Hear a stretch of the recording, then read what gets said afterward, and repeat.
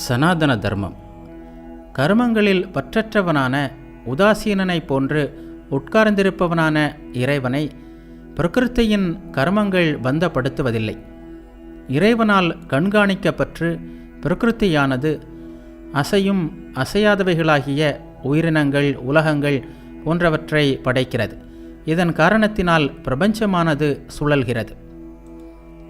உயிரினங்களுக்கு தலைவனாகிய இறைவனுடைய மேலான இயல்பை அறியாத மூடர்கள் மானுட உடலை எடுத்துள்ள இறைவனை அவமதிக்கிறார்கள். இந்த வீண் ஆசையுடையவர்கள், பண்பாடற்ற செயல்களை செய்பவர்கள், கோணல் அறிவுடையவர்கள், விவேகமில்லாதவர்கள், மோகமடைந்த இராட்சச அசுர இயல்பை அடைகிறார்கள். ஆனால் மகாத்மாக்கள் தெய்வீக இயல்பை அடைந்தவர்களாய், வேறு எதிலும் பற்று வைக்காதவர்களாய், உயிரினங்களுக்கு பிறப்பிடமும் அழியாதவனும் இறைவன் என்று அறிந்து வழிபடுகிறார்கள்.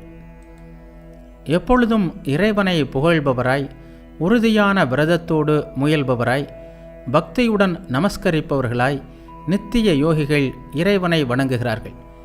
சிலர் ஞான யஜ்ஞத்தால் ஒன்றாய், வேறாய், பலவாய் இத்தனை விதங்களில் இறைவனை வழிபடுகிறார்கள். இறைவனே இந்த ஜெகத்தின் தந்தை, தாய், கர்மபலன்களை கொடுப்பவன், பாட்டன், அறியத்தக்கவன், தூய்மை செய்பவன். ஓங்காரம், ரிக், சாம, யஜூர் வேதமும் இறைவனே. இறைவனே புகலிடம், வளர்ப்பவன், தலைவன், சாட்சி, இருப்பிடம், அடைக்கலம், தோழன், பிறப்பிடம், பிரளயம், தங்குமிடம், களஞ்சியம், அழியாத வித்து, அனைத்தும் இறைவனே. 3 வேதங்களை அறிந்தவர் யாகங்களால் இறைவனை பூஜித்து சோமபானம் செய்து பாபத்திலிருந்து விடுபட்டவர்கள் சொர்க்கம் செல்வதை வேண்டுகிறார்கள்.